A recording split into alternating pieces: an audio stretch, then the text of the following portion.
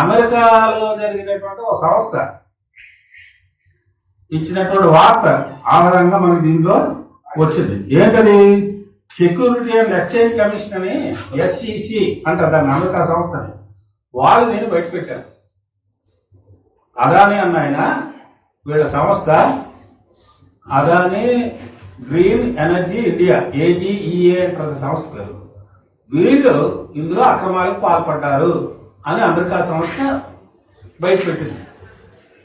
అసలు ఇక్కడ చేసుకున్నటువంటి ఒప్పందానికి అమెరికా వారితో సంబంధం ఏమిటంటే అనుమానం ఫస్ట్ వస్తుంది. ఎక్కడైనా సందేహం వస్తుంది కదా, ఎక్కడ జరిగిన ఒప్పందాలు అమెరికా వారికి సంబంధం ఏమిటి అన్నది. అందువల్ల అది కూడా మనం తెలుసుకోవాలి. అమెరికా వారికి ఏమిటి సంబంధం ఇందులో, అసలు వాడు ఎందుకు ఇందులో జోక్యం చేసుకోవాల్సి వచ్చింది అన్నది అది కూడా ఒక అంశం. అది ఇది ఇవన్నీ అందుకని కొంచెం దీనికి ప్రశ్నలు సందేహాలు అవి ఎక్కువ. ఇలాంటి విషయాలు ఇప్పుడు కూడా మనం మాట్లాడుకున్న తర్వాత కూడా అన్ని సందేహాలు తీరిపోతాయని కాదు, కానీ కొన్నిటికైనా సమాధానం దొరకడానికి అవకాశం ఉంటుందనేటువంటి ఉద్దేశంతో ఆ విషయాన్ని కొద్దిగా నేను స్టడీ చేసిన దానికి మీరు తీసుకొస్తారు. అందువల్ల ఈ ఒప్పందాలు ముడుపులు వాటికి సంబంధించినటువంటి అంశాలన్నీ మనకు బాగా అర్థం అవ్వాలంటే కొంచెం లోతుకు వెళ్ళి పరిశీలన చేయాలి. విద్యుత్ రంగానికి సంబంధించి మిగతా రంగాలు ఎలానో విద్యుత్ రంగానికి సంబంధించి భారతదేశంలో పరిస్థితి ఏంటి అన్నది మనం తెలుసుకోవాలి. మన దేశానికి ఇప్పుడు సాలిన అంటే ప్రయాణం విద్యుత్ ఉత్పత్తి అవుతున్నది 452 గిగావాట్ల విద్యుత్ ఉత్పత్తి అవుతుంది మన దేశంలో. గిగావాట్ అంటే 1000 మెగావాట్లు. మెగావాట్ అంటే 1000 వాట్లు. అర్థమైందా? మనకి అంకెలు సున్నాలు పెట్టుకుంటూ వెళ్ళిపోతే 300 లక్షల కోట్లు వెళ్ళిపోతుందని మెగా గిగాను మార్చేసేది. 452 గిగావాట్ల ఉత్పత్తి మన దేశంలో ప్రభుత్వం 2024 అవుతుంది. ప్రభుత్వం యొక్క లక్ష్యం ఏంటంటే 2030 నాటికల్లా దీని 500 గిగావాట్లకి సామర్థ్యాన్ని పెంచాలని డిమాండ్ పెరుగుతుంది కాబట్టి చేయాలి. అందువల్ల ఈ గిగావాట్లు ఇప్పుడు విద్యుత్ ఉత్పత్తి చేస్తున్నప్పుడు విద్యుత్ ఉత్పత్తి 2 రకాల పురుషుల ద్వారా అవుతుంది. ఒకటి రెన్యూవబుల్ ఎనర్జీ, రెండోది నాన్ రెన్యూవబుల్ ఎనర్జీ అని.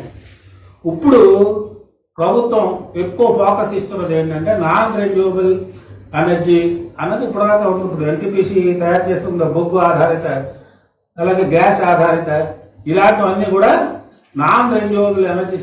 నాన్ రెన్యూవబుల్ అని ఎందుకంటాం? ఇది ఒకసారి వాడేస్తే కరిగిపోతుంది, ఇంకా బొగ్గు కరిగిపోయినట్టే కదా, మళ్ళీ రాదు ఇంకా బొగ్గు. రెన్యూవబుల్ ఎనర్జీ అంటే ఏంటి? ఎంత వాడినా మళ్ళీ వస్తూనే ఉంటుంది. అందులో సోలార్ అనేది ప్రధానమైనటువంటి రెన్యూవబుల్ ఎనర్జీ.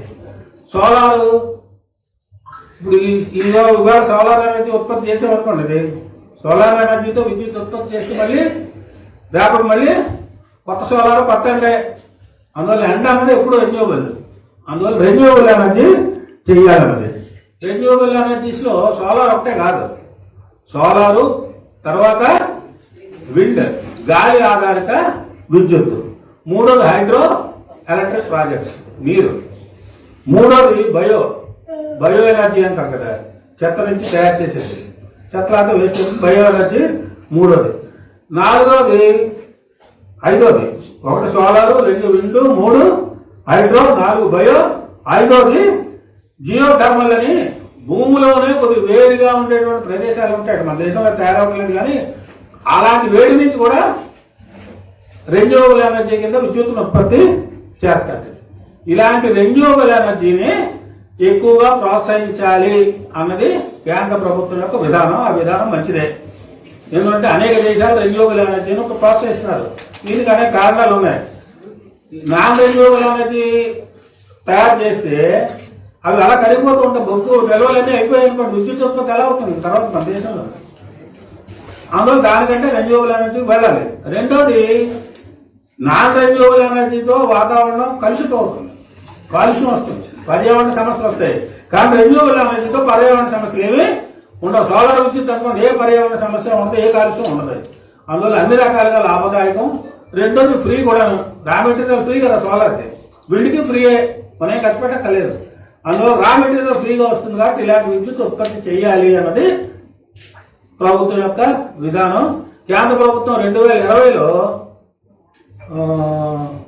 విద్యుత్ సవరణ చట్టం ఒకటి చేసిందండి. 2003 చట్టానికి విద్యుత్ సవరణ చట్టం ఒకటి 2020లో ఇచ్చింది.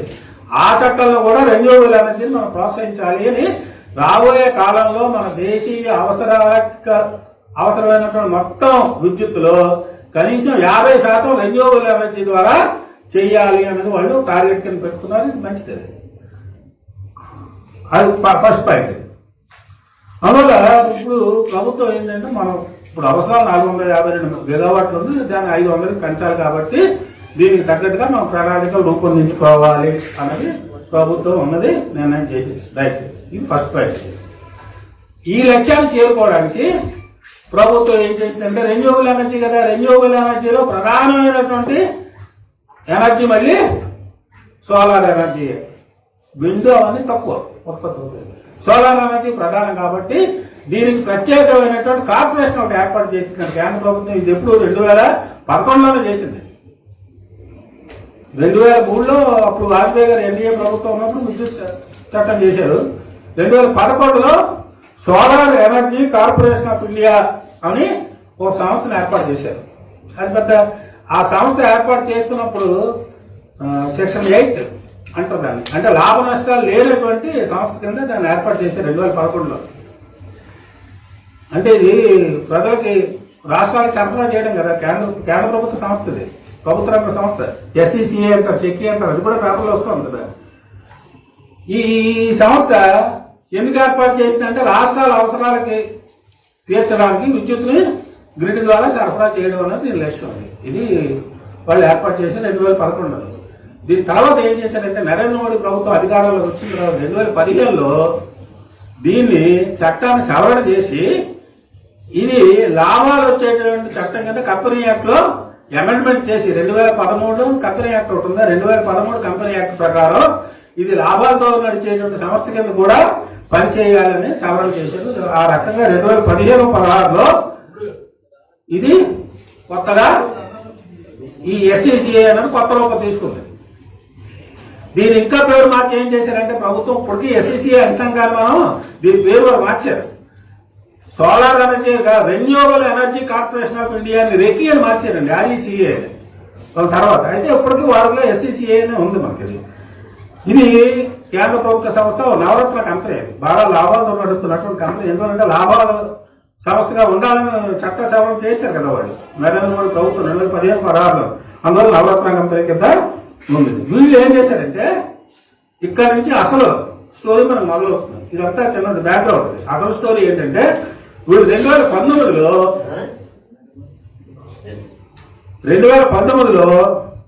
12 గిగావాట్లకి సోలార్ ఎనర్జీ తయారు చేసే వాళ్ళ దగ్గర నుంచి మాకు టెండర్లు ఇవ్వండి అని టెండర్లు ఆహ్వానించారు వాళ్ళు. ఎవరు? SECA వాళ్ళు టెండర్లు ఆహ్వానించారు. 12 గిగావాట్ల విద్యుత్ మాకు కావాలి, సోలార్ ఎనర్జీ కావాలి, మాకు టెండర్లు ఇవ్వండి అంటే టెండర్లు కొంతమంది వేశారు.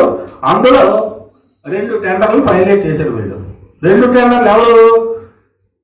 అదానీ సంస్థ. దీని పేరే Adani green energy. Green energy అంటాం కదా, రెన్యూవబుల్ ఎనర్జీ, గ్రీన్ ఎనర్జీ అంటే వాతావరణ కాలుష్యం లేనటువంటి ఎనర్జీని గ్రీన్ ఎనర్జీ అంటాం. ఏదైనా గ్రీన్ ఫీల్డ్ అంటాం కదా అది. అందువల్ల ఆ రకంగా Adani green energy of India అనే సంస్థతోటి ఒక సంస్థ, రెండోది HURE అనేటువంటి ఇంకో సంస్థ, అమెరికా సంస్థ. ఒకటి ఇండియన్ది, ఒకటి అమెరికా, 2 మల్టీనేషనల్ కంపెనీస్. ఈ 2 ఫైనలైజ్ చేశారు. ఇందులో అదానీ సంస్థకి 8 గిగావాట్ల విద్యుత్కి ఒప్పందం కుదిరింది. HURE సంస్థతో 4 గిగావాట్లకి ఒప్పందం కుదిరింది 2019లోనే. అంటే 12 గిగావాట్ల విద్యుత్ ఉత్పత్తికి ఈ 2 సంస్థలతోనూ ఒప్పందం చేసుకున్నారు. ఈ ఒప్పందాలు చేసుకుంటున్నప్పుడే ఆ ఒప్పందంలోనే చిన్న షరతు కూడా పెట్టారు. ఏమిటా షరతు? మనకి సోలార్ ఎనర్జీ తయారు చేయడానికి పైన రూపుల మీద ఏం చేస్తారు? సోలార్ ప్యానల్స్ పెడతారు కదా. ఆ ప్యానల్స్ ఏమిటంటారంటే ఫోటో వోల్టేజ్ సెల్స్ అంటారు. దాని పేరు అది. ఇప్పటిదాకా మన దేశంలో ఈ ఫోటో వోల్టేజ్ సెల్స్ అన్ని కూడా చైనా నుంచే దిగుమతి చేసుకుంటారు ఇప్పటిదాకాను. అందుకని ఈ ఒప్పందంలో ఇద్దరితోనూ చేసుకున్నటువంటి ఒప్పందంలో షరతు ఏం పెట్టారంటే మీరు చైనా నుంచి దిగుమతి చేసుకోవడమే కాదు, కొన్ని కొంత భాగం ఫోటో వోల్టేజ్ సెల్స్ ని భారతదేశంలో కూడా ఉత్పత్తి చేయాలి. అందువల్ల ఆ ఫోటో వోల్టేజ్ సెల్స్ ని ఉత్పత్తి చేసేటువంటి పరిశ్రమలు కూడా మీరు పెట్టి వాటిని ఉత్పత్తి చేసి దాని నుంచి సోలార్ ఎనర్జీని తయారు చేయడానికి ఒక షరతు పెట్టారు. ఆ రకంగా అదానీతో చేసుకున్నటువంటి 8 గిగావాట్ల విద్యుత్ ఉత్పత్తి కదా అదానీతో అగ్రిమెంట్. అందులో 2 గిగావాట్లకు అవసరమైనటువంటి సోలార్ ప్యానల్స్ ని అదే ఫోటో వోల్టేజ్ సెల్స్ అని ఉంటాయి కదా అది భారతదేశంలో ఉత్పత్తి చేయాలి. మళ్ళీ అదనంగా పరిశ్రమలు వస్తే అదనంగా ఉపాధి వస్తుంది కదా దీంట్లో. అందులో చైనా నుంచి 6 గిగావాట్లకు దిగుమతి చేసుకోవడం, 2 గిగావాట్లు ఇక్కడ ఉత్పత్తి చేయడం అనేది ఆ ప్యానల్ సంబంధించింది. ఈ ఒప్పందంలో అంతర్భాగం కిందే వాళ్ళు ₹2.54 యూనిట్ కి చెల్లిస్తామని SECI వాళ్ళు వీళ్ళతో ఒప్పందం చేసుకున్నారు. అంటే మన రాష్ట్రానికి వచ్చేది అది ఇంకా తగ్గింది. వేరు రాష్ట్రాలు వేరుగా ఉంటుంది. ₹2.54 ఇస్తామనేది ఇది నిర్ణయం చేసి రాష్ట్రాలు అడిగారు. ఈ రాష్ట్రాలు ఏం చెప్పారు, అనేక రాష్ట్రాలు ఏం చెప్పారంటే మేము అంత డబ్బులు కొనే పరిస్థితి లేదు, అంతకంటే తక్కువగా మా విద్యుత్ వస్తుంది, అందువల్ల మేము కొనలేమన్నారు రాష్ట్రాలు. చాలా రాష్ట్రాలు, అన్ని రాష్ట్రాలు దాదాపు కొనలేమని చెప్పారు. ఎందుకంటే ఆ రాష్ట్రాల్లోనే వాళ్ళ అవసరాలకు తగ్గట్టున్నటువంటి జనరేషన్ కంపెనీస్ ఆల్రెడీ ఉన్నాయి. ఆ జనరేట్ చేసిన దాన్ని ట్రాన్స్మిట్ చేయడానికి ట్రాన్స్కోలు ఉన్నాయి, డిస్ట్రిబ్యూట్ చేయడానికి జెన్కోలు ఉన్నాయి. మనకి జెన్కో, ట్రాన్స్కో, డిస్కమ్ 3 ఉన్నాయి కదా మన రాష్ట్రంలో కూడా.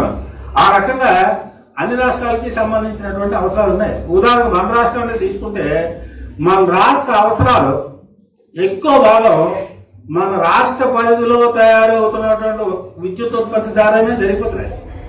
కేంద్రం నుంచి మనం ఇప్పుడు మన రాష్ట్రానికి 19 గిగావాట్లు బాబు గంగారు వెళ్ళి వాసిచ్చిన డిస్టర్బ్ చేస్తున్నారు. 19 గిగావాట్లు మన రాష్ట్రానికి అవసరం అన్నప్పుడు మన రాష్ట్రానికి 2000 గత ఆర్థిక సంవత్సరం నాటికి 17 గిగావాట్ల విద్యుత్ వినియోగం చేసాం మన రాష్ట్రంలో. అందులో మన రాష్ట్ర ప్రభుత్వ ఉత్పత్తి కేంద్రాలు కానీ, రాష్ట్ర ఉత్పత్తి కేంద్రాలు అంటే ఇప్పుడు మనకి BTPS ఉంది, BTPS అది రాష్ట్ర ప్రభుత్వం ఉంది. ఇలాంటి ప్రభుత్వ ఆధ్వర్యంలో నడిచేది ఇప్పుడు సీరియల్ హైడ్రో ఎలక్ట్రిక్ ప్రాజెక్ట్ ఉంది, అది రాష్ట్ర ప్రభుత్వ ఆధ్వర్యంలో నడిచేది. అలాగే NTPC అనేది కేంద్ర సంస్థది, దీనిలో వాటా మళ్ళీ మనకు వస్తుంది. ఇలాంటివి రాష్ట్ర ప్రభుత్వం నడిపేటువంటి సంస్థల ద్వారానే 7 గిగావాట్ల విద్యుత్ ఉత్పత్తి మనకు సరఫరా అవుతుంది ప్రతి సంవత్సరం ఉన్నప్పుడు. అలాగే రాష్ట్రాల్లో ఉండేటువంటి ప్రైవేటు కంపెనీలు కలిపి 8 గిగావాట్లు మనకు ఇస్తున్నారు. అంటే 15 గిగావాట్లు, మొత్తం 17 గిగావాట్లను 15 గిగావాట్లు రాష్ట్రాల్లో ఉత్పత్తి అవుతున్న వాటి ద్వారానే మనకు సరిపోతుంది. ఇక కేవలం 2 గిగావాట్లు కేంద్రం నుంచి తీసుకుంటారు. 2 కూడా కాదు, 1.98 అది ఆ రకంగా తీసుకుంటారు. అది మన అవసరాలు తీరుతోంది. ఇప్పుడు కేంద్ర ప్రభుత్వం దాదాపు ఎక్కువ రాష్ట్రాల్లో ఇలాగే ఉండేది. ఇప్పుడు కేంద్ర ప్రభుత్వం ఏం చెప్పిందంటే రాష్ట్రాలన్నింటినీ కూడా మీరు మేము 12 గిగావాట్లకు ఒప్పందం చేసుకున్నాము, మీరు మాకు తీసుకోండి. ఇదని మామూలుగా ఈ ఒప్పందాలు ఎలా జరుగుతాయంటే ఇప్పుడు కేంద్ర ప్రభుత్వం ఏముంది, సెకి అన్నది ఒప్పందం చేసుకుని వారితోటి అదానీతోని ఎజ్యూర్ కంపెనీతో ఒప్పందాలు చేసుకుని కింద అడిగింది కదా. కానీ ఇలా అవుతుందండి, ఎప్పుడు సెకి ఎలా చేయాలంటే ముందు ఈ డిస్కమ్లు అడుగుతుంటారు, డిస్ట్రిబ్యూషన్ దగ్గర కదా మెయిన్ డిమాండ్ తెలిసేది డిస్కమ్ల దగ్గర. ఈ డిస్కమ్లు అడుగుతుంటే అన్ని రాష్ట్రాల్లో ఉన్నటువంటి డిస్కమ్ల్ని మీకు ఎంత కావాలి, నెక్స్ట్ ఇయర్ ఎంత అవుతుందని వీళ్ళందరూ చెప్పినా ఎంతైతే వస్తుందో వాటన్నిటితోనూ అవసరమైనటువంటి ఆ డిమాండ్ బట్టి వాళ్ళు ఒప్పందం చేసుకోవాలి సెక్కి వాళ్ళు. ఇది కింద నుంచి వెళ్ళవలసింది, వాళ్ళు కిందని అడగకుండా పైన ఒప్పందం చేసుకున్నారు. ఇది ఈ మొత్తం అదానీ వ్యవహారంలో కీలకమైనటువంటి అంశం ఇదే. అర్థమైందా? మనకు మామూలుగా చేస్తున్న జగన్మోహన్ రెడ్డి అది ఇదే తర్వాత చెప్తారు కదా, నువ్వు ఎలా ఒప్పందం చేసుకున్నారు. కానీ అసలు పాయింట్ ఏంటంటే నువ్వు కింద డిస్కమ్లు అడగకుండా సెకి వాళ్ళు అదానీతో కానీ ఎజ్యూర్ కంపెనీతో కానీ ఎలా ఒప్పందాలు చేసుకున్నారు, 12 గిగావాట్ల అవసరం అన్నది నీకు ఎలా తెలిసిందని కింద అడగండి. వీళ్ళు తీరా ఏమైంది, ఇప్పుడు 12 గిగావాట్లకి ఒప్పందం చేసుకున్న తర్వాత కింద రాష్ట్రాలు ఇలా మేము ఒప్పందం చేసుకున్నాం, మీరు ఇది తీసుకోండి అంటే మాకక్కర్లేదన్నారు రాష్ట్రాలు. ఎందుకంటే వాళ్ళు చెప్పింది ఏంటంటే తక్కువ వస్తుంది. అందువల్ల ఈ సెక్కి వాళ్ళు ఏం చెప్పారు అదానీ కంపెనీకి, అరే బాబు మేము అడిగితే రాష్ట్రాలు ఏమి తీసుకోవట్లేదు, అందువల్ల నువ్వే అవి మేనేజ్ చేసుకొని చెప్పారు. చాలా ఇచ్చారు సెక్కి వాళ్ళు. అంటే అప్పుడు అదానీ వచ్చి రాష్ట్రాలతో డైరెక్ట్ గా బేర వరకు వాడు మేనేజ్ చేసుకున్నాడు. అర్థమైందా? అందువల్ల ఇప్పుడు మొత్తం ఇష్యూలో ఈ మొత్తం వ్యవహారంలో కీలకమైనటువంటి పాయింట్ ఇదేనండి. దీని చుట్టూనే మొత్తం అంతా మనకు అర్థమవుతుంది. ఇది అర్థం కాకపోతే మనం ఏదో పైపైన చూస్తాం, వీడి జగన్మోహన్ రెడ్డి ఒకటి చెప్తున్నాడు, నాకంటే తక్కువ ఇచ్చేవాడు ఎవడైనా ఉంటే సవాల్, నాకు సన్మానం చేయవలసింది పోయి సాల్వలు కప్పాల్సింది పోయి నేరాలు చేస్తానని నా మీద వాడు అంటాడు. అటు నువ్వు ఇలా చేసావు, గమ్మ పనులు చేసుకుని అదాని డబ్బులు తీసుకొని ఇంకోటి అంటాడు. అందువల్ల ఇవన్నీ చాలా ఉన్నాయి. అందువల్ల అవి కాదు మెయిన్ పాయింట్లు. ఆ పాయింట్లు కూడా అవసరమయ్యే మనకి ఆ తర్వాత తెలుస్తుంది. అయితే మెయిన్ పాయింట్ ఏంటంటే కింద నుంచి డిస్కవర్లు అడగకుండా, అంటే రాష్ట్రాలను అడగకుండా డిమాండ్ సెకీ అన్నది ఎందుకు అదానితో ఒప్పందం చేసుకుంది అని ఫస్ట్ పాయింట్. రెండో పాయింట్, ఈ సెకీ అడిగితే రాష్ట్రాలు ఎవరు కొనకపోతే నువ్వు వెళ్ళి అదానికి చెప్పి నువ్వు వెళ్ళి రాష్ట్రాలు మేనేజ్ చేసుకో అని చెప్పడం అన్నది రెండో. అందువల్ల ఈ రెండు అంశాలే మొత్తం వ్యవహారానికి, బుడుపులు వ్యవహారం గౌల్మాలందరికీ కూడా కారణాలు. అందులో దీన్ని మనం దృష్టిలో పెట్టుకోలేదు. ఈ సోలార్ ఎనర్జీ కూడా వీళ్ళు చెప్పినటువంటి నిర్ణయించినటువంటి రేటు ₹2.54 కదా. అప్పుడు మన రాష్ట్ర ప్రభుత్వం ₹2.49 చేసుకున్నామని చెప్తుంది. వాస్తవంగా కొన్ని రాష్ట్రాల్లో సోలార్ ఎనర్జీ బాగా చౌకగా వస్తున్నా కూడా ₹1.90, ₹1.99. గుజరాత్ లో ఉన్నటువంటి సోలార్ ఎనర్జీ కంపెనీలు ఎలక్ట్రిసిటీని సప్లై చేస్తున్నారు రాష్ట్ర ప్రభుత్వానికి. మరి ఎందుకయ్యా అంటే మళ్ళీ దీనికి కారణం ఏం చెప్పారు, గుజరాత్ లో ఎడార్లు ఉన్నాయి కాబట్టి అక్కడ సోలార్ ప్యానల్ కూడా పెట్టేసి అందులో చౌక అయిపోతుంది, మన దగ్గర ఎడార్లు లేవు కాబట్టి రేట్ ఎక్కువ అవుతుంది అన్నారు. ఏమైనా దీనికంటే చౌక వస్తున్నటువంటి కంపెనీలు ఉన్నాయి అనేది మాత్రం ఫ్యాక్ట్. ఇప్పుడు ఈ రకమైనటువంటి పరిస్థితులు వచ్చిన తర్వాత అంటే ఏంటి, వీళ్ళు రాష్ట్రాన్ని సంప్రదించకుండా వాళ్ళతో ఒప్పందాలు చేసుకున్నారు, అదానితో ఒప్పందం చేసుకుని చేసుకుని మా దగ్గర ఎవరు కొంటం లేదు కాబట్టి నువ్వే వెళ్ళి మేనేజ్ చేసుకొని వాడికి చెప్పారు. వాళ్ళు వచ్చి రాష్ట్రాలని మేనేజ్ చేసుకున్నారు. ఈ 3 అంశాలు అయిన తర్వాత ఇప్పుడు ఇంకో కొత్త అంశం తెర మీకు వచ్చింది. ఏమిటి అంశం, దీనికి డబ్బులు కావాలి కదా. అందుకని అదాని ఏం చేశాడంటే, అదాని గ్రీన్ ఎనర్జీ ఇండియా అనే కంపెనీ ఉంది కదా, ఏజీఏ అనే కంపెనీ, వీడు అమెరికా వెళ్ళి మాకు కొత్తగా భారీ ప్రాజెక్టులు వచ్చాయి. ఎందువల్లంటే భారీ ప్రాజెక్ట్ అనేది ప్రపంచంలోనే జాతకండి, ప్రపంచంలోనే 12 గిగావాట్ల విద్యుత్ ఉత్పత్తికి సంబంధించినటువంటి అగ్రిమెంట్లు చేసుకోవడం అనేది ఇంత భారీ స్థాయి అగ్రిమెంట్ ఎక్కడా లేదు కానీ ప్రపంచంలో ఇదే భారీ అగ్రిమెంట్. అందువల్ల మాకు భారీ అగ్రిమెంట్ ఒకటి కుదిరింది. అందువల్ల మా దాంట్లో నిధులు సమకూర్చండి, మీరు అందరూ ఇన్వెస్ట్ చేయండి అని అమెరికాలో ఉన్నటువంటి వ్యాపారవేత్తలు అడిగితే వ్యాపారవేత్తలు ఇన్వెస్ట్ చేశారు. బాండ్ రూపంలో వీడి దగ్గర డబ్బులు జమ చేశారు. అది అమెరికా రూల్ అక్కడ వచ్చిందండి. అమెరికా ఇన్వెస్టర్ల దగ్గర వీళ్ళు డబ్బులు తీసుకొచ్చారు. అది డబ్బులు తీసుకొచ్చినప్పుడు ఇక్కడ ఏముంది, అమెరికాలో ఒక చట్టం ఒకటి ఉంది. ఏమిటా చట్టం, ఇందాక నేను చెప్పాను కదా, సెక్యూరిటీ అండ్ ఎక్స్చేంజ్ కమిషన్ అన్న వాళ్ళు దీన్ని దయచేశారు, నువ్వు ఇందులో ముడుపులు తీసుకున్నావని. ముడుపులు తీసుకుంటే నీకేం నష్టం, అమెరికా వాడికి అవసరం ఉంది, ముడుపులు తీసుకున్నా లేదు వాడికి అవసరం ఉంది అని చెప్పచ్చు. కానీ అమెరికాలో ఇంకో చట్టం ఉంటుంది. ఏమిటా చట్టం, foreign officials non primary act అని ఒక యాక్ట్ ఒకటి ఉంటుంది. Foreign officials non primary act అంటే ఇలాంటి ఒప్పందాలు చేసుకోవడానికి ఫారిన్ అఫీషియల్స్ ఎవరికి ముడుపులు ఇవ్వడానికి వీల్లేదు అని చట్టం ఉంటుంది. ఇందులో ఫారిన్ అఫీషియల్స్ అంటే ఏంటి, మనం అమెరికా ఫారిన్ కదా మనం, అందువల్ల మన దేశంలో ఉన్న వాళ్ళు ఎవరికి ముడుపులు ఇవ్వకూడదు, ఆ రకంగా అడ్డదారులో నువ్వు అగ్రిమెంట్ చేసుకోకూడదు అన్నది ఈ foreign officials non primary act అన్న దాంట్లో. అందువల్ల ఈ చట్టాన్ని ఉల్లంఘించావు కాబట్టి నువ్వు చేసింది తప్పు అని వాడు అమెరికన్ జ్యుడిషియరీ వీడి మీద కేసు పెట్టింది. కేసు ఏ చట్టం ఆధారంగా పెట్టారు, ఎందులో పెట్టారు, సెక్యూరిటీ ఎక్స్చేంజ్ కమిషన్ మనకి SEC అని కూడా పేపర్లో వస్తుంది. SEC అంటే అది సెక్యూరిటీ ఎక్స్చేంజ్ కమిషన్, మనకి సెబీ లాంటి మాట అది. Stock exchange board of India ఉంది కదా, మనకి ముంబైలో ఉంటుంది అది, SEBI అది సెబీ. ఆ సెబీ లాంటిది అమెరికాలో SEC మాట అది. ఈ foreign officials non primary act అని ఏదైతే ఉందో, విదేశీ అధికారులు పేపర్లో రాస్తున్నారు కదా మన వాళ్ళకి. ఆ విదేశీ అధికారులు అంటే ఇది మాట, ఈ చట్ట ప్రకారం వస్తుంది. ఇందులో 2 అభియోగాలు వాళ్ళు ఓపెట్టి చట్ట ప్రకారం ఉన్నది. 2 అభియోగాలు అదాని కంపెనీ మీద. ఏంటో ఒక అభియోగం, ఎందుకంటే చెప్తాను నేను, ఇప్పుడు నేను చెప్పినటువంటి పాయింట్లు మన తెలుగు పేపర్లు ఎక్కడ రావట్లేదు. మన ఈనాడు, జ్యోతి, సాక్షి తెలుగు పేపర్ ప్రధానమైన పేపర్ చదువుతాం కదా, ఈ పేపర్లో ఎక్కడ ఇది లేదు. ఈ న్యూస్ ఎక్కడా లేదండి ఇందులో. చదవలేంటి ఎవరన్నా? రోజు పేపర్లు చదువుతాం కదా, అదాని గ్రూపులు. దీంట్లో ఇప్పుడు నేను చెప్పిన అంశాలు ఏమీ లేవు, తెలుగు పేపర్లో రావటం లేదు. ఇప్పుడు ఈ చట్ట ప్రకారం ఏ చట్టం? Foreign officials non primary act, America చట్ట ప్రకారం నువ్వు ఆ చట్టంలో 2 ఉల్లంఘనలకు పాల్పడ్డావని వీడి మీద నేరం. ఒకటి ఏంటంటే లంచాలు ఇవ్వడం. లంచాలు ఎంత ఇచ్చారు? ఒక పేపర్లో వచ్చింది 2029 కోట్ల రూపాయలు ఎంతో లంచాలు ఇచ్చిన పేపర్లో వచ్చింది కదా.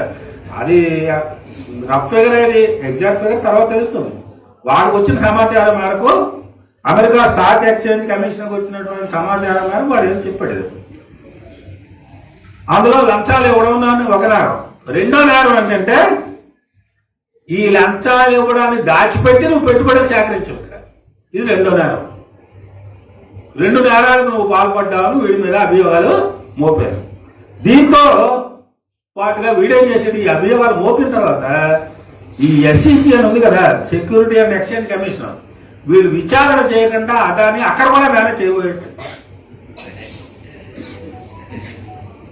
అందువల్ల ఈ 2తో పాటు 3వ నేరం ఏం చెప్పారంటే, విచారణ జరగకుండా కూడా నువ్వు పట్టుకున్నావు, అందుకని 3వ నేరం కింద పెట్టారు. అందువల్ల 3 రకాలైనటువంటి నేరాల్లో ఇప్పుడు ఉన్నారు. ఇందులో 2 సూట్లు నడుస్తున్నట్టండి దీని మీద. ఒకటి ఏంటంటే ఈ foreign officials non primary act చట్ట ప్రకారం 2 కన్నా తప్పులేదు. లంచాలు ఇవ్వడం తప్పు, లంచాలు ఇచ్చానని దాచిపెట్టడం తప్పు. ఈ 2 తప్పుల మీద ఒక సూటు. నువ్వు విచారణ జరగకుండా అడ్డుకున్నావు కదా, అది సెపరేట్. అది సెపరేట్ సూట్. 2 సూట్లు నడుస్తున్నాయంటే ఇందులో 8 మంది ముద్దాయి. ఈ 8 మందిలోనూ గౌతమ్ అదాని A1, A2 వీళ్ళ అబ్బాయి, పేరేంటండి, కరణ్ అదాని వీళ్ళ అబ్బాయి. అతనేంటంటే ఈ అదాని గ్రీన్ ఎనర్జీ ఇండియా అనే కంపెనీ ఉంది కదా, దీని MD అండ్ CEO అతను కరణ్ అదాని. అందువల్ల ఈ 2వ ముద్ద. ఇంకా చాలా మంది ఉన్నారు ఇందులో. అదాని పోర్ట్స్ MD వాడు ఉన్నాడండి, అతని పేరు ఏంటంటే వినీత్ జైన్. అతను కూడా ఇంపార్టెంట్. 8 మందిలోని వీళ్ళు 3 చాలా ఇంపార్టెంట్ మనకి. ఎందుకు వినీత్ జైన్ కూడా ఎందుకు వచ్చాడు? అసలు ఎనర్జీకి సంబంధం లేదు వాడు పోర్ట్లు ఎంపీ. వాడు కూడా ఇందులో ఎంటర్ అయ్యి 8 మందిని ఇలాంటి వాళ్ళని, అదాని మొత్తానికి గ్రూపుకు సంబంధించినటువంటి 8 మందిని ఇందులో ఛార్జ్ షీట్ లో ఫైల్ చేశారండి. అమెరికా ఆ సెక్యూరిటీ ఎక్స్చేంజ్ కమిషన్ అనేటువంటి వాళ్ళు ఛార్జ్ షీట్ ఫైల్ చేసి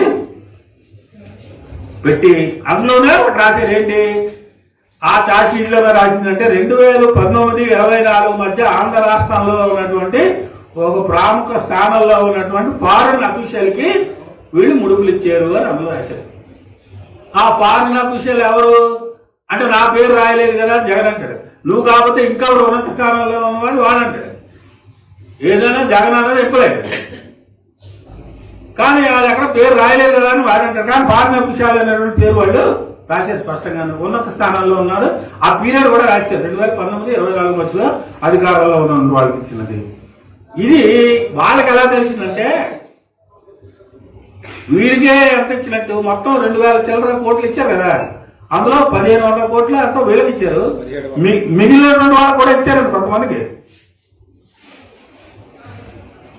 మిగిలిన వాళ్ళకి ఎంత ఇచ్చారో ఎవరో ఏమో చెప్పలేదు, కానీ వాళ్ళు మిగిలిన రాష్ట్రాల్లో కూడా కొన్ని ఇచ్చారు. ఎక్కడ ఏ రాష్ట్రాల్లోకి ఇచ్చారు? ఇంక కొన్ని రాష్ట్రాలు ఉన్నారు. ఒరిస్సాలో ఇచ్చారన్నారు, తమిళనాడులో ఇచ్చారన్నారు, ఛత్తీస్గఢ్లో ఇచ్చారన్నారు, జమ్మూ అండ్ కాశ్మీర్లో ఇచ్చారన్నారు. 4 రాష్ట్రాలు ఐదోది ఆంధ్ర రాష్ట్రం. ఈ 5 రాష్ట్రాల్లోనూ ఇచ్చారని చెప్పారు. ఇందులో అందరు అధికారంలో ఉన్న వాళ్ళు ఉన్నారు. ఒరిస్సాలో అప్పుడు బిజు జనతా దళ్, తమిళనాడులో స్టాలిన్, ఇక్కడ ఇది జమ్మూ కాశ్మీర్లో కేంద్ర లెఫ్టినెంట్ గవర్నర్ అధికారం ఉంటుంది. ఎందుకంటే ప్రభుత్వం లేదు అప్పుడు, అందువల్ల మోడీ పాత్ర అందులో ఉంది. ఛత్తీస్గఢ్లో కాంగ్రెస్ ప్రభుత్వం, ఇప్పుడైతే బీజేపీ ప్రభుత్వం కానీ అప్పుడు కాంగ్రెస్ ప్రభుత్వం ఒప్పందం చేసుకుంటారు. అందువల్ల అన్ని పార్టీలు ఇందులో, అన్ని ప్రభుత్వాలు ఇందులో ఇన్వాల్వ్ అయ్యి ఉన్నారు. ఈ సమాచారం వాళ్ళకి ఎలా తెలిసిందంటే, వినీత్ జైన్ అని చెప్పాను కదా, దేని ఎండి ఇతను? Adani ports MD and CEO. ఆ అదానీ గ్రూప్ లో చాలా భాగాలు ఉన్నాయి, తర్వాత చెప్తాను అది ఎన్ని కంపెనీలు ఉన్నాయో పెట్టాను. ఈ అదానీ పోర్ట్స్ అన్న వినీత్ జైన్ సెల్ ఫోన్ లో ఈ సమాచారం ఉందండి. వాడు రాసుకున్నారు, నోట్స్ రాసుకుంటాం కదా, నేను కూడా నోట్స్ రాసుకున్నాను సెల్ ఫోన్ లో. నోట్స్ రాసుకోవచ్చు కదా అప్పుడు. ఆ నోట్స్ ఆ సెల్ ఫోన్ లో ఉంచండి. ఎవరెవరికి ఎంత డబ్బులు ఇచ్చారు అనేటువంటి వివరాలు వినీత్ జైన్ ఫోన్ లో ఉంచండి. ఆ ఫోన్ వాళ్ళు సీజ్ చేశారు. ఆ ఫోన్ వాళ్ళ దగ్గర ఉంది. ఎక్కడ? అమెరికా స్టాక్ ఎక్స్చేంజ్ కమిషన్ ఉంది కదా, వాళ్ళ దగ్గర ఉంది ఆ ఫోన్. అందులో మన రాష్ట్రానికి సంబంధించి ఇప్పుడు అదానీతో 8 గిగావాట్ల ఒప్పందం కదా, 2.2 గిగావాట్లు మన రాష్ట్రంతో ఒప్పందం. ఇక్కడ ఎక్కువ డబ్బులు ఇచ్చి మనవాడికి, అక్కడ మరి మొత్తం 2000 కోట్ల రూపాయలను 1500 కోట్ల రూపాయలు వెలుగు ఇచ్చేస్తే మిగిలిన 4 రాష్ట్రాలు కలిపి 500 కోట్లు వెళ్ళింది. ఎందుకు వెళ్ళిందంటే వాళ్ళు తీసుకుంటుంది కూడా తక్కువ అండి. 65,000 మెగావాట్లు ఎంతో వాళ్ళు తీసుకుంటున్నారు అంతే. మనది 2.2 గిగావాట్లు మనం తీసుకుంటున్నాం. అందువల్ల ఎక్కువ మొత్తం దీంట్లో అంటే అదానీ దేశం అంతా సప్లై చేసే 8 గిగావాట్లను 25% పైన మన రాష్ట్రంలో తీసేసుకుంటారు. అది ఒప్పందం. అందువల్ల ఆ రకమైనటువంటి అగ్రిమెంట్ అయింది. మన రాష్ట్ర వినియోగం కోసం ఇందాక చెప్పాను కదా, మన రాష్ట్రం ప్రభుత్వం మొత్తం వినియోగమే 17.73 గిగావాట్లు. మనం మొత్తం ఇందాక 18 అని చెప్పాను కదా, 17.73 ఎగ్జాక్ట్ గా తీసుకుంటాను. అది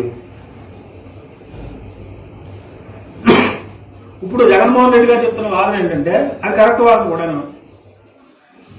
ఈ అదానీను ఎజ్యూర్ కంపెనీలతో సెకి ఒప్పందం చేసుకుంది కదా, ఈ ఒప్పందాన్ని పీపీఏలు అంటారండి, పవర్ పర్చేజ్ అగ్రిమెంట్. పీపీఏ అంటారు. అంటే ఏదైనా సంస్థ డైరెక్ట్ గా ఒక కంపెనీతో ఒప్పందం చేసుకుంటే పీపీఏ అంటారు దాన్ని. మన రాష్ట్రం కూడా చాలా మంది పీపీఏ, కృష్ణారెడ్డి కంపెనీ, అది రాజమండ్రిలో ఉంది, విద్యుత్ ఉత్పత్తి చేసుకున్న ప్రైవేట్ కంపెనీ, వాళ్ళతో మన రాష్ట్ర ప్రభుత్వం చేసుకున్న దాన్ని పీపీఏలు అంటారు. ఇప్పుడు అంటే ఆ పీపీఏ సెకీ అనేటువంటి సంస్థ అదానీ కంపెనీతో చేసుకున్నది.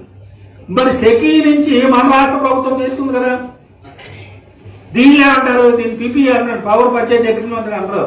పిఎస్ఏ అంటారు, పవర్ సేల్స్ అగ్రిమెంట్. ఇది వాడు అమ్ముతున్నాడు, మనం కొనుక్కుంటున్నది. అది పీపీఏ, పిఎస్ఏది. ఇది కూడా చిన్నది తేడా ఉంటుంది, మనకు లోతుకి వెళ్ళి పరిశీలిస్తాను. అందువల్ల ఇప్పుడు జగన్మోహన్ రెడ్డి చెప్తున్నది ఏంటంటే, నేనే అదానీతో డైరెక్ట్ ఒప్పందం లేదు కదా అని అంటున్నాడు. నేను సెకీతో ఒప్పందం చేసుకున్నాను. సెకీ అనేది ఏంటి? ఓ ప్రభుత్వ రంగ సంస్థ. మరి ప్రభుత్వ రంగ సంస్థతో ఒప్పందం చేసుకోవడం నేరం ఎలా అవుతుంది? నేరం అవ్వదు కదా. నేరం ప్రభుత్వ రంగ సంస్థలో ఒప్పందం చేసుకుంటున్నాడు. కానీ మధ్యలో మేనేజ్ చేసింది ఎవరు? అదానీ చేసేది. అది ఎందుకంటే వాడి దగ్గర అయితే కొనలేదు కాబట్టి. ఇది పరిస్థితి. ఇప్పుడు ఉన్నటువంటి మొత్తం పరిస్థితి.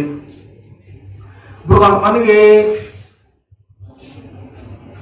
డౌట్లు మన పేపర్లో కూడా వస్తుందండి. ఇప్పుడు జగన్మోహన్ రెడ్డి అమెరికా కూడా అరెస్ట్ చేస్తారా అని. ఏమో చేస్తే చేయొచ్చు, కానీ చేసే ముందు అదానీ చేయాలి ముందు, అంతే కదా. అందువల్ల అదానీ చేస్తే వీడిని చేయొచ్చు. అందువల్ల ఈ ఒక దేశంలో ఉన్నటువంటి నేరస్తుల్ని ఇంకో దేశం వాళ్ళు వచ్చి అరెస్ట్ చేయడం అనేది ప్రపంచంలో అంత సులువైనటువంటి విషయం కాదు. దీనికి చాలా రూల్స్ అవన్నీ ఉన్నాయి. ఇప్పుడు దావుద్ ఇబ్రాహిం అని ఒక ఆయన ఉన్నాడు, మనకి ఇంటర్నేషనల్ స్మగ్లర్. ఆయన పట్టుకోవాలని భారతదేశం అనేక సంవత్సరాల నుంచి, ఎప్పుడో కొన్ని దశాబ్దాల నుంచి వచ్చిన దావుద్ ఇబ్రాహిం పేరు. అయితే ఆయన పట్టుకోవడం సాధ్యం అవట్లేదు. వాడు ఎక్కడో ఉన్నాడు. దావుద్ ఇబ్రాహిం అంటే చాలా మంది తెలియకపోవచ్చు, కానీ విజయ్ మల్లయ్య ఉన్నాడు కదా, మొన్నే లండన్ వెళ్ళిపోయాడు బ్యాంకులు సొమ్ము కాజేసి. ఆ విజయ్ మల్లయ్య భారతదేశం తీసుకురాలేకపోతుంది మన ప్రభుత్వం. మన దేశ పౌరుడు లండన్లో వెళ్ళి కూర్చున్నాడు, డబ్బులు పట్టుకుని పోయి మళ్ళీ మన దేశం తీసి రాలేకపోతుంది. ఎందుకంటే ఆ దేశ చట్టాలు ఆమోదించడం లేదండి.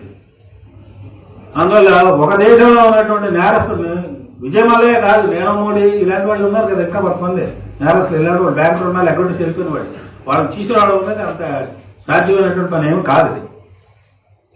అందువల్ల దీనికి అంతర్జాతీయంగా కొన్ని చట్టాలు అవన్నీ ఉన్నాయి. ఇంటర్పోల్ అని అంటూ ఉంటారు. ఇంటర్పోల్ అంటే ఇంటర్నేషనల్ పోలీసు. ఇంటర్పోల్ అనేటువంటి సంస్థ ఒకటి ఉంది, ఐక్యరాజ్యసమితి ఆధ్వర్యంలో నడుస్తుంది. వాళ్ళకి మనం కంప్లైంట్ ఇస్తే వాళ్ళకు కూడా మనం డైరెక్ట్ కంప్లైంట్ ఇవ్వకూడదు. మనం కోర్టులో వేస్తే మన కోర్టు అమెరికా కోర్టుకి చెప్తే అమెరికా కోర్టు ఇంటర్పోల్కి చెప్తే ఇంటర్పోల్ వాడు మళ్ళీ అమెరికా కోర్టుకి చెప్తే అమెరికా కోర్టు వాడు మళ్ళీ మన భారత కోర్టుకి చెప్తే మన భారతదేశ కోర్టు వాడు మన పోలీస్ కమిషనర్కి చెప్తారు. ఇది ప్రొసీజర్, ఇంటర్పోల్ ప్రొసీజర్. ఈ ప్రొసీజర్లోనే కాలక్షేపం అయిపోతుంది. దావూద్ ఇబ్రాహిం లాంటి వాడు కరుగట్టి నేరస్తులు కూడా మన దేశానికి ఒప్పటికి రావట్లేదు అనుకోలేదు. అందువల్ల ఈ అదానీ ఇలాంటి వాడిని తీసుకెళ్లాలంటే మన ప్రభుత్వం ఒప్పుకోవాలి కదా. మన ప్రభుత్వం అదానీని అప్పచెప్పడానికి ఒప్పుకుంటుందా? అదానీని పంపించడానికి కూడా ఒప్పుకుంటా ఇప్పుడు జగన్మోహన్ రెడ్డి పాత్ర వస్తుంది. అది జగన్మోహన్ రెడ్డి గారి ధీమా. అప్పుడు ఫస్ట్ హర్షంగా తేలాలి కదా. ఈ చంద్రబాబు నాయుడు గారు, పవన్ కళ్యాణ్ వీళ్ళు కూడా ఎంతసేపు చూసినా జగన్మోహన్ రెడ్డి అంటున్నారు, కానీ అసలు నేరస్తులు ఎవరు ఇందులో? అసలు నేరస్తులు సెకీ అండి. First number 1 కల్పిట్ solar energy corporation of India. వాడు కింద అక్కడ ఒప్పందం ఎందుకు చేసుకున్నాడని అంటే అక్కడ ఏం ముడుపులు లేవా అంటే వివరించే డైరీలో లేవు, లేకపోతే అక్కడ ముడుపులు ఉంటుంటాయి. సెక్యూర్ మరి ప్రపంచంలోనే అతిపెద్ద విద్యుత్ ఒప్పందం ఎలా చేసుకుంటాడు? 12 గిగావాట్లకి కింద వాళ్ళు అడగన్నాను అంటే అక్కడ ఏదో జరిగింది, మనకు తెలియదు. అది అందులో సెకీ మెయిన్ కల్పిట్టు. ఆ సెకీ కేంద్ర ప్రభుత్వ ఆధ్వర్యంలో నడుస్తుంది కాబట్టి కేంద్ర ప్రభుత్వ పెద్దలు ఇందులో నెంబర్ 1 ముద్దాయి. తర్వాత అదాని, తర్వాత కదా కింద వాళ్ళు అందరూ వస్తారు. అది కాశ్మీర్ లెఫ్టినెంట్ గవర్నర్ కూడా వస్తారు ఇందులోకి. ఇందులో చాలా మంది పెద్దవాళ్ళందరూ ఇందులోకి నడవాలి.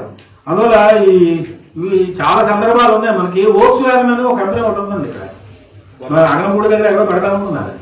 ఆ వోక్స్ వ్యాగన్ కంపెనీలో కూడా అవకతవకలు జరిగాను. అప్పుడు బొత్స సత్యనారాయణ రాజశేఖర రెడ్డి గారి టైం అది. ఆ కంపెనీ రాకంగానే ముడుపులు తినేసేట్టు బొత్స సత్యనారాయణ. అప్పుడు పేపర్లేదు బాగా వార్తలు వచ్చాయి. ఈ వోక్స్ వ్యాగన్ అనేటువంటి వాడు అది అక్కడ రూమ్ లో ఉంటాడు దాని ఎండి. ఈ ముడుపులు రూమ్ నుంచి తీసుకురావడానికి మనకు అవ్వలేదు, రాలేదని వాడు ఎందుకు వస్తాడు? మా వాళ్ళు సిబిఐ మన ఏజెన్సీ ఇంటర్పోల్ తో కనెక్ట్గా ఉన్నటువంటి ఏజెన్సీలు ఉంటాయండి ప్రతి దేశానికి. ఆ ఇంటర్పోల్ కనెక్టింగ్ ఏజెన్సీ మన దేశంలో ఎవరంటే సిబిఐ. ఈ సిబిఐ అధికారులు రోమ్ వెళ్ళేటండి, వెళ్ళి వాడితో అక్కడ ఎండీతో మాట్లాడి అసలు ఏంటి మా వాడి సంగతి ఏంటి అని, బొత్స సత్యనారాయణ సంగతి ఏంటి, ఎంత ముడుపులు ఇచ్చామని చెప్పడానికంటే నేను చెప్పను, నేను రాను, ఇది ఇక్కడికి వచ్చి ఎంక్వైరీ చేయొచ్చు. వాళ్ళని ఇక్కడ పిలిపించి ఎంక్వైరీ చేయొచ్చు. నేను రాను, నేను చెప్పను అన్నాడు. అంతే, వాళ్ళు ఏం చేయలేకపోయారు. అందువల్ల లంచం తీసుకున్నాడు పేపర్లో గోలైతే మిగిలింది, కానీ బొత్స సత్యనారాయణ మీద కేసు లేదు, ఏమీ లేదు. ఎందుకంటే వాడు సాక్ష్యం లేదు, వాడు రాలేదు ఇక్కడికి, నేను చెప్పక్కర్లేదు అన్నాడు. ఎంత మీకు కొండన్నాడు. అందువల్ల ఇలాంటి వాళ్ళు చాలా మంది ఉన్నారు. ఇందులో ఏంటంటే మన దేశంలోనే ప్రివెన్షన్ ఆఫ్ కరప్షన్ యాక్ట్ అనే ఒకటి ఉందండి. అదో చట్టం ఒకటి ఉంది, ప్రివెన్షన్ ఆఫ్ కరప్షన్ యాక్ట్ అంటే అవినీతి నిరోధక చట్టం ఒకటి ఉంది. ఈ చట్టం ప్రకారం ఇలాంటి లంచాలు ఇవ్వడం, లంచాలు తీసుకోవడం కూడా ఇది ఒక క్రిమినల్ నేరం, క్రిమినల్ మిస్కాండక్ట్ అంటాం. అయితే ఇలాంటివి సాధారణంగా జరిగిపోతున్నాయి, మన దేశంలో పెద్ద పట్టించుకోవట్లేదు. కానీ పటిష్టమైనటువంటి చట్టం మాత్రం ఉంది మన దేశంలో. ఆ చట్టం డైల్యూట్ చేసిన ఆచరణలో కానీ అది వేరే విషయం. అందులో ఈ రకమైనటువంటి పరిస్థితి దీనికి సంబంధించినటువంటి విషయం ఇది. ఇందులో ఇప్పుడు ప్రధానంగా అదానీ కంపెనీ కదా ఇందులో ఇన్వాల్వ్ అయ్యి ఉందని మనం చెప్తున్నాం. ఎదురు పక్కన పెట్టండి, అమెరికా కంపెనీ అది. కానీ 8 గిగావాట్ ఈయనే కదా మేజర్ షేర్ ఏంటి, అదానీయే మేనేజ్ చేశాడని చెప్తున్నారు. ఈ అదాని వ్యాపార విస్తరణ ఎలా జరిగింది అని, ఎలా విస్తరణ జరిగింది అన్నది మనం చూస్తే దీని మీద ఎలాంటి అభియోగాలు ఉన్నాయని తర్వాత చూసుకోవచ్చు. మనం అదాని వ్యాపారం మామూలుగా చెప్తూ ఉంటారు కదా, ఇలా మేనేజ్ చేయకుండా వ్యాపారాలు ఇవ్వకుండా అంటూ ఉంటారు. లంచాలు ఇవ్వకపోతే ఎక్కడ వ్యాపారం అవుతుంది? అందువల్ల ఉత్తి లంచాలు ఇవ్వడమే కాదు, జనాలు పెద్ద వాళ్ళనే మేనేజ్ చేశాడు. అది ఇలాంటి అవయవాలు ఏమి మీద ఉన్నాయి తర్వాత చెప్తాను. కానీ ఈ వ్యాపార సామ్రాజ్యంగా మనం చూస్తే మన భారతదేశంలో ఉన్నటువంటి అతిపెద్ద భారతదేశ హెడ్ క్వార్టర్లో ఉన్నటువంటి అతిపెద్ద కార్పొరేట్ కంపెనీ చెందింది, రూపాంతరం చెందిందండి జస్ట్ 10 yearsలో. నరేంద్ర మోడీ అధికారంలోకి వచ్చే టైంకి 2014 ఈయన వజ్రాల వ్యాపారి, ఢిల్లీ కేంద్రంగా వజ్రాల వ్యాపారం చేసుకున్నాడు, ఎగుమతులు దిగుమతులు అంతే. అలాంటిది ఇప్పుడు ఆసియాలోనే అతిపెద్ద సంపన్నుడు అయిపోయాడంటే ఎలా సాధ్యమైంది? అది ఈయనకు ఉన్నటువంటి వ్యాపారాలు, పోర్టులు, ఈయనవే. మన గంగవరం పోర్టు కొలిసింది కదా, కళింగపట్నం పోర్టు అని, ఇప్పుడు భావనపాడు పోర్టు అన్నీ ఇంకా మొత్తం కోస్తా తీరం అంతా, పశ్చిమ కోస్తా, తూర్పు కోస్తా, కోస్తా తీరాల్లో ఉన్నటువంటి ప్రైవేట్ పోర్టులన్నీ ఈయన ఆధ్వర్యం. ఇప్పుడు ఎయిర్పోర్ట్లు మెయింటెనెన్స్ కూడా ఈయన, బొగ్గు కొనులు తప్పడే కాంట్రాక్ట్లు ఈయన, విద్యుత్ ఇప్పుడు అంతా విద్యుత్ కోసం చెప్తున్నాడు, విద్యుత్, ఖనిజాలు, మైన్స్, గ్యాస్, డిఫెన్స్ రంగంలో పెట్టుబడులు పెట్టాడు ఈయన. ప్రభుత్వానికి కావాల్సినటువంటి డిఫెన్స్ ఆధునిక పరికరాలను తయారు చేసే పరిశ్రమలు కూడా పెట్టి అవి కూడా అయినా ఒప్పందం చేసుకున్నాడు. ఏరోస్పేస్ మళ్ళీ. అలాగే అదాని యూనివర్సిటీ ఒకటి ఉందండి అహ్మదాబాద్లో. యూనివర్సిటీ అంటే విద్యార్థులకు విద్య కూడా బోధిస్తారు అన్నమాట, ఇందులో టెక్నికల్. అందువల్ల అదాని యూనివర్సిటీ ఒకటి పెట్టాడు. అలాగే సిమెంట్, అంబుజా సిమెంట్స్, ఏసీసీ ఈయనవే. ఎన్డీటీవీ అని కూడా కొనేసాడు మీడియాని. ఎన్డీటీవీ ఇంగ్లీష్ ఛానల్స్ లో పాపులర్ ఛానల్, దాన్ని కొనేసాడు అదాని. అందువల్ల ఎన్డీటీవీ మీడియాలో ఉన్నాడు. ఫుడ్ ప్రాసెసింగ్, ఆహారాల్లో కూడా అందులో ఉన్నాడు. అలాగే ముంబైలో ధారవి అనేటువంటి ఆసియాలోని అతిపెద్ద స్లమ్ ఒకటి ఉందండి, ధారవి అనేటువంటి స్లమ్. ఆ స్లమ్ని అభివృద్ధి చేసేటువంటి కాంట్రాక్ట్ కూడా ఈయన తీసుకున్నాడు. ఈ తీసుకోవడానికి కూడా ఏమైంది, అప్పుడు ఉన్నటువంటి శివసేన ప్రభుత్వం ఒప్పుకోకపోతే, బాల్ ఠాక్రే ఉండే ఉద్ధవ్ ఠాక్రేనా, ఉద్ధవ్ ఠాక్రే ఒప్పుకోకపోతే అక్కడ ప్రభుత్వాన్ని కూడా మార్చారు. శివసేనలో చీలికి తీసుకొచ్చి ఆ షిండే వర్గాన్ని మళ్ళీ విడగొట్టి ఎన్సీపీలో చీలికి తీసుకొచ్చి ఆ శరద్ పవార్ మేనల్ని వాడిని ఎడగొట్టి వీళ్ళిద్దరితో కలిపి బీజేపీతో కలిపి ఒక ప్రభుత్వాన్ని ఏర్పాటు చేశారు. ఈ మొత్తం చర్చల్లో అదాని ప్రత్యక్షంగా కూర్చున్నాడని పేపర్లు వార్తలు కూడా వచ్చాయి. అందువల్ల ధారావి ప్రాజెక్టు అంటే ఓ రియల్ ఎస్టేట్ ఉన్నది కదా, అది డెవలప్మెంట్ అంటే ఓ ప్రదేశాన్ని డెవలప్ చేయడం. ఆ రియల్ ఎస్టేట్ రంగంలో ఆయన ప్రాజెక్టు కోసం మహారాష్ట్ర ప్రభుత్వాన్ని కూర్చేసింది ఈ ధనుడు. ఇప్పుడు ఆ ఒప్పందం అక్కడ ఉంది.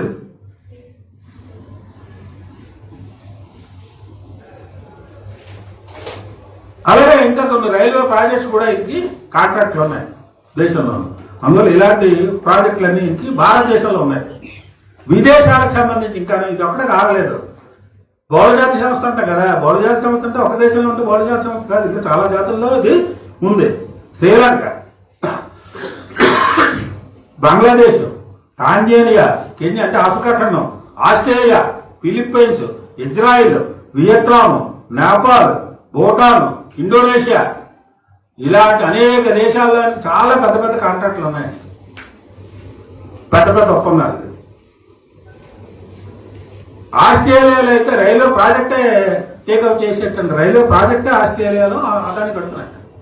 అందువల్ల అంతర్జాతీయంగా ఆస్ట్రేలియా అంటే అభివృద్ధి చెందిన దేశం కదా, అలాంటి ఆస్ట్రేలియాతో సహా ఇంకా వియత్నాం ఇలాంటి దేశాలన్నిటితోనూ ఒప్పందాలు చేసుకున్నాడు. మన చుట్టుపక్కల ఉన్నటువంటి అన్ని దేశాలతో, నేపాల్, భూటాను, సిక్కిం, నేపాల్, భూటాను, శ్రీలంక, బంగ్లాదేశ్ వీటన్నిటితోనూ ఒప్పందాలేనండి. బంగ్లాదేశ్లో విద్యుత్ సరఫరా చేస్తారండి. విచిత్రం ఏంటంటే బంగ్లాదేశ్తో విద్యుత్ సరఫరా చేసేయండి ఒక ఒప్పందం ఉంది బంగ్లాదేశ్ ప్రభుత్వంతో. ఇంటి విచిత్రం ఏంటి తెలుసునండి, ఆ విద్యుత్తును జార్ఖండ్లో తయారు చేస్తారట. మన దేశంలో జార్ఖండ్ రాష్ట్రంలో తయారు చేసి బంగ్లాదేశ్కి బార్డర్ కదా జార్ఖండ్, వాళ్ళు సరఫరా చేస్తారు. చూడండి ఎంత విచిత్రం. అందువల్ల మన దేశ భూభాగాన్ని వాడేసుకుని అటు వ్యాపారం చేసుకుంటూ విదేశస్తులతో ఒప్పందాలు చేసుకోవడం. ఈ రకంగా మొత్తం ఇందుగలడు అందులేడు అని అంటాం కదా, అలాగే మన భారతదేశంలో అన్ని రాష్ట్రాల్లోనూ ఉన్నాడు, అన్ని రంగాల్లోనూ ఉన్నాడు. విద్య నుంచి విద్యుత్ దాకా అన్ని రంగాల్లోనూ, అన్ని రంగాలు అన్ని రాష్ట్రాల్లోనూ అన్ని ప్రాంతాల్లోనూ కూడా ఈ మొత్తం విస్తరించేసి ఉన్నాడు. విస్తరించినటువంటి సామ్రాజ్యం కింద అదాని సామ్రాజ్యం ఉంది. విదేశాల్లో కూడా ఈ సామ్రాజ్యం అలాగా కొనసాగుతుంది. వీటన్నిటి వల్ల జరిగింది ఏంటంటే ఈ అదానీ గ్రూప్ ఆస్తులు ఈ 10 ఏళ్ల కాలంలోనూ విపరీతంగానే పెరిగి ప్రస్తుతం 2024 కల్లా $60 బిలియన్ చేరుకుంటున్నాడు. $60 బిలియన్ అంటే 5,07,000 కోట్ల రూపాయల ఆస్తులు కలిగి ఉన్నట్టు. అదాని జీతం ఎంతో తెలుసునండి. అదాని జీతం సంవత్సరానికి మనకి జీతం అంటే ఎంత ఉన్నది? 1 లక్ష 2 లక్షలు నెలకు అనుకోండి. ఎంత నెలకి 2 లక్షలు జీతం అనుకోండి. మన కలెక్టర్ విశాఖపట్నం కలెక్టర్కి ఎంత జీతం ఉంటుందండి? ₹1,00,000 జీతం ఉంటుందండి. అంతలో ఎక్కువ ఉంటుంది. సరిపోయాలు ఎక్కువ ఉంటాయి కానీ జీతం ఎక్కువ ఉంటుంది వాళ్ళకి. ₹1,00,000 1,50,000 జీతం అనుకోండి. సంవత్సరానికి ఎంత వస్తుంది? 18 లక్షలు జీతం వస్తుంది ఆయనకి, అంతే కలెక్టర్కి. అలాంటిది అదాని జీతం అండి 1933 కోట్ల రూపాయలు సంవత్సరానికి. అంటే నెలకెంత? నెలకు 100 కోట్ల పైన వాడికి నెల జీతం అంటే. ఇప్పుడు ఇందాక చెప్పాను కదా వినీత్ చేయని, వాడి జీతం సంవత్సరానికి 9 కోట్ల రూపాయలు అట్లా. అంటే నెలకు ₹1 కోటి పైన జీతం. అంటే కలెక్టర్లు ఎలక్టర్లు మొత్తం రాష్ట్రంలో ఉన్నటువంటి కలెక్టర్లు అందరికంటే అందరికీ కలిపేసి వచ్చే జీతం కంటే అది జీతం ఎక్కువ.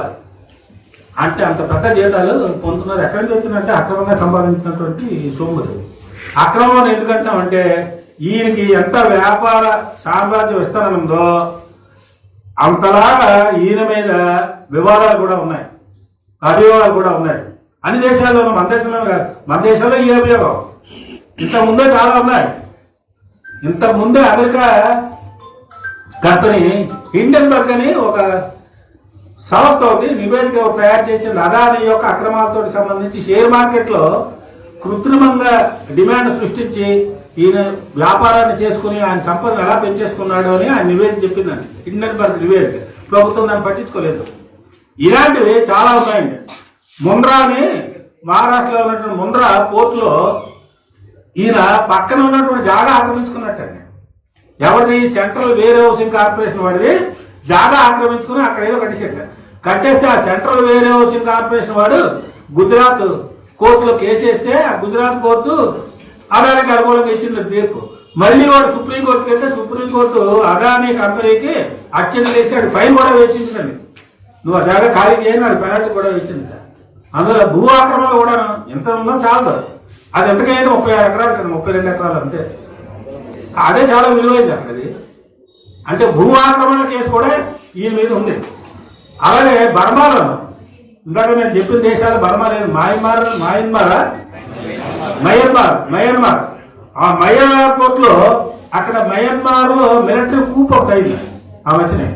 ఎందుకైనా ప్రభుత్వాన్ని కూల్చేసి మిలిటరీ అధికారులు చేపట్టింది. ఆ మిలిటరీ కూపుకి డబ్బులు సరఫరా చేసినటువంటి కంపెనీకి వీడికి అగ్రిమెంట్ అండి. అర్థమైందా? మిలిటరీ కూపుకి డబ్బులు సరఫరా చేసేటప్పుడు మయన్మార్ కంపెనీ వాడు ఆయనకి ఈయనకి అగ్రిమెంట్. ఈ అగ్రిమెంట్ మీద ఆ మయన్మార్లో జనాలు పెద్ద ఎత్తున ఆందోళన చేస్తే ఆ ఒప్పందాన్ని మయన్మార్లో ఉన్నటువంటి పోర్టు నిర్మాణం కోసం ఒప్పందం, ఆ పోర్టు నిర్మాణాన్ని ఆ ఒప్పందాన్ని రద్దు చేశారు ప్రజల ఆందోళన. ఎందుకంటే అలా అక్కడ కూడా లంచాలు ఇచ్చి ప్రభుత్వాన్ని కూల్ చేసే వాళ్ళకు కూడా అగ్రిమెంట్ అయింది. అందువల్ల ప్రజల ఆందోళన. అలాగే ఇక్కడ ముంద్రా పోర్ట్ అని చెప్పాను కదా, ముంద్రా పోర్టులో పర్యావరణ అనుమతులు లేకుండా ఈయన కొన్ని నిర్మాణాలు చేపడుతున్నాడని మళ్ళీ కంప్లైంట్ ఇస్తే ఎన్విరాన్మెంట్ ఉంది కదా, మినిస్టర్ ఆఫ్ ఎన్విరాన్మెంట్ ఉంటుంది, వాళ్ళు కంప్లైంట్ ఇస్తే దాని మీద మళ్ళీ చర్య తీసుకున్నారు క్రితం మీద. అలాగే హిండెన్బర్గ్ అనేటువంటి సంస్థ ఇందాక చెప్పాను కదా, స్టాక్ మార్కెట్ సంబంధించినటువంటి అతిపెద్ద అవియోగం, అది అవినీతికి పాల్పడినటువంటి సందర్భం. అది ఎందుకంటే కృత్రిమంగా ఆస్తులు సంపాదించుకోవడం. మనకి సత్యంలోని ఒక కంపెనీ ఉండేది, రామలింగరాజు గారు ఎండి ఉండేవారు. ఆయన ఏం చేశాడండి, ఆయన చాలా గౌరవప్రదమైనటువంటి వ్యక్తి అయిన సత్యం రామలింగరాజు గారు పెద్ద పేరు. ఆయన 2 కంపెనీలు పెట్టుకున్నాడు. ఒక షెల్ కంపెనీ, రెండో కంపెనీ ఏంటి మేటాస్. ఏమిటి మేటాస్ అని మనకు అర్థం కాలేదు. ఏమిటి మేటాస్ అంటే సత్యం తిరగేస్తే మేటాస్ అవుతుంటాయి. సత్యం SATVAM అంటే మేటాస్ అయిపోతుంది. వాడు మామూలు తగ్గేసి వాడు బొగ్గబెట్టి ఇలా 2 కంపెనీలు పెట్టేసి కృత్రిమంగా దానికి పెట్టి ఆడిటర్ని మేనేజ్ చేసి లేని లాభాలు ఉన్నట్టుగా చూపించేసి బ్రహ్మాండమైనటువంటి కంపెనీ సత్యాన్ని ప్రజెంట్ చేశారు. అంత లేదు, లోపల అంతా డొరక. ఆడిటర్ చెప్పినా వెళ్ళలేదు సార్. ఆఖరికి ఏమయ్యాడో మనకు తెలుస్తుంది, తెలిసింది కదా మనకి. దాని కేసులు, అరెస్టులు, మొత్తం ఆస్తులన్నీ పోయి ఇప్పుడు ఆ సత్యం మీద మహేంద్ర రెడ్డి టేక్ ఓవర్ చేశాడు. అక్కడ చెప్పారంటున్నాడు ఆయన. ఇప్పుడు అదాని అంతకంటే 100 రెట్లు అభియోగాలు అక్రమాలకి పాల్పడుతున్నాడు. ఎంత అభియోగాలు పాల్పడుతున్నాడంటే ఈయనకి ఒక ఆడిటర్ కంపెనీ ఒకటి ఉందండి, లండన్ బేస్డ్ కంపెనీ ఉంది, డెలాయిట్. ఆ కంపెనీ పేరు. ఈ డెలాయిట్ కంపెనీ వీళ్ళు ఎంత అడిగినా ఆయన వాళ్ళు అడిగిన సమాధానం ఇవ్వటం లేదండి. ఆఖరికి వాడు విసిగెత్తిపోయి మేము మీకు ఆడిటింగ్ చేయమని తప్పేసుకున్నట్టండి. ఆడిటింగ్ నుంచి ఇంత పెద్ద మల్టీనేషనల్ కంపెనీకి ఆడిటింగ్ చేయమని ఒక అంతర్జాతీయ chartered accountant company, auditor company Deloitte అనేటువంటి కంపెనీ చెప్పడం అంటే ఈ కంపెనీ అదానీ కంపెనీ ఎంత డొల్లగా ఉందన్న దాన్ని బట్టి మనకు తెలుస్తుంది. ఈ డెలాయిట్ అనేది చాలా పెద్ద ఆడిటింగ్ చార్టెడ్ అకౌంటెంట్స్ అండి. వీళ్ళు వాళ్ళే దీన్ని ఒప్పందం రద్దు చేసిన వల్ల వీళ్ళు ఆడిటర్ కూడా మారిపోయింది.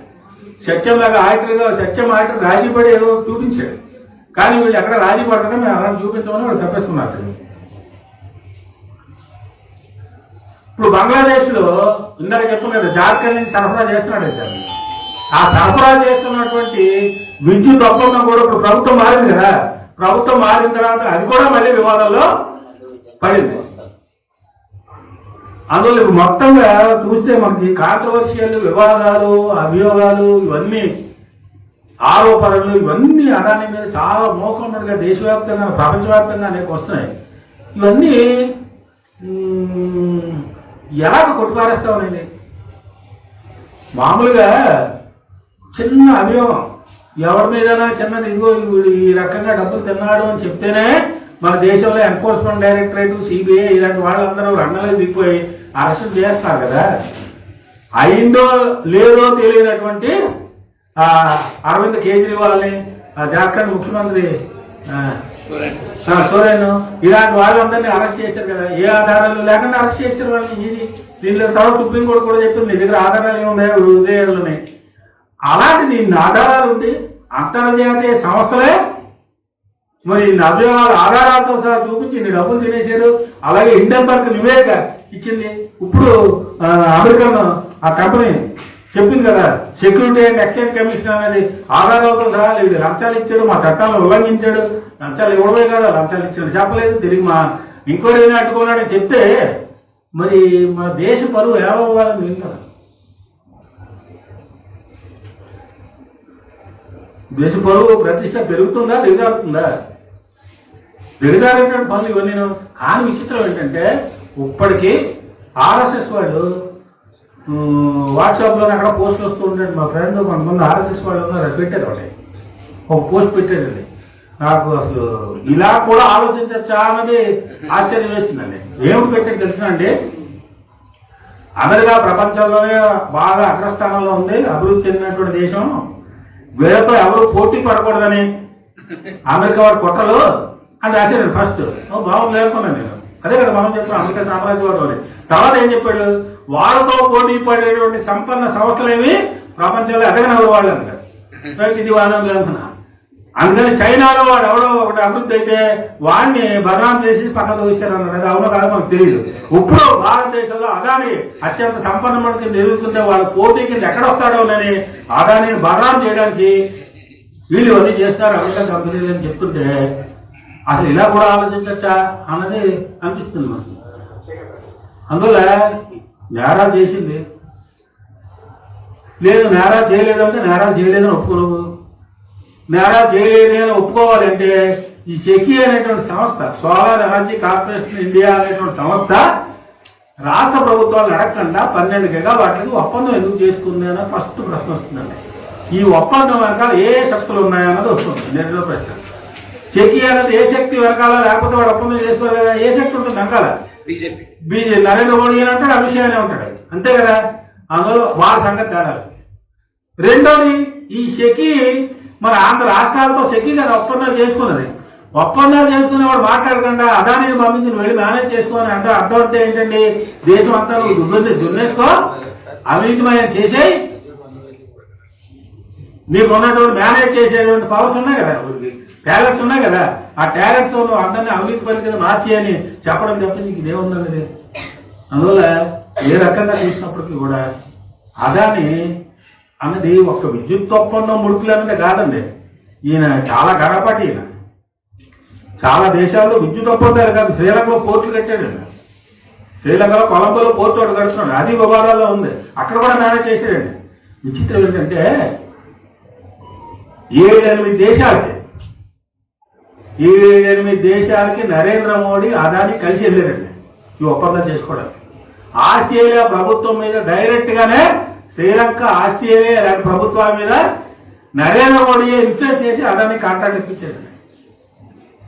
అందువల్ల ఈ అదానితో ముడుపులు యారు అన్నది ఇదేదో పైపైన మన తెలుగు పత్రికల్లో పైన వస్తున్నటువంటి జగన్మోహన్ రెడ్డి, చంద్రబాబు నాయుడు, పవన్ కళ్యాణ్ చుట్టూ తిప్పితేనే ఈ సమస్య ఏమి పరిష్కారం కాదు. దీని చుట్టూ తిప్పితే అసలు వాళ్ళు తప్పించుకోవడం అవుతుంది. అందువల్ల మనం అసలుగా ఈ సమస్యను కొద్దిగా లోతుగా పరిశీలన చేయడం అంటే ఇప్పుడు నేను చెప్పినటువంటి అంశాలన్నింటినీ కూడా మనం ఇంకా స్టడీ చేయడం. ఇప్పుడు సమయం అది ఎక్కువ లేదు కాబట్టి డీటెయిల్గా చెప్పలేదు కాబట్టి దీని main points crux of the issue ఇది. ఏది solar energy corporation of India చేసుకున్నటువంటి ఒప్పందం కొనుక్కోమని అదానిని మేనేజ్ చేయమని పంపించడం, ఇది క్రక్స్ ఆఫ్ ది ఇష్యూ. దీని వెనకాల ఎవరు ఉన్నారు అంటే వాళ్ళిద్దరు ఎవరో ఒకరు ఉండుంటారు, ఎవరు మోడీ, అమిత్ షా ఎవరో ఒకరు ఉండుంటారు. అందువల్ల అసలు దోషులు వాళ్ళు.